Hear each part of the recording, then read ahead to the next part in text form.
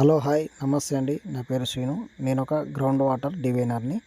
ఈరోజు మనం రాజగోపాలపేట అనే గ్రామం, నంగునూరు మండలం, సిద్దిపేట డిస్టిక్లోని బోర్ పాయింట్ సర్వే కోసం వెళ్ళడం జరిగింది. రైతు ఈ ల్యాండ్లో గతంలో 13, 14 బోర్లు వేసి ఫెయిల్ అయి ఉన్నారంట.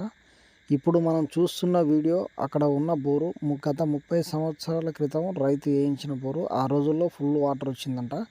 ఇప్పుడు అది కొంచెం డ్రై అవ్వడం జరిగింది. మా రైతుకు వేరే బోర్ పాయింట్ కావాలంటే మనం సర్వే కోసం వెళ్ళడం జరిగింది.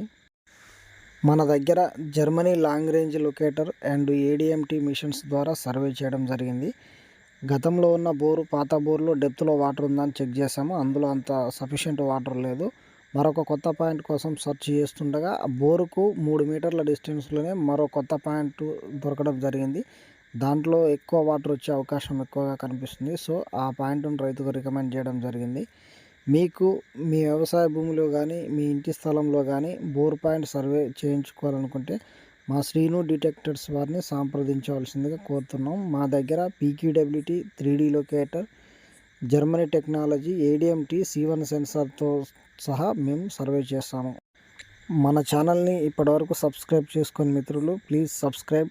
అలాగే మన వీడియోని షేర్ చేయండి, లైక్ చేయండి. Thank you so much friends.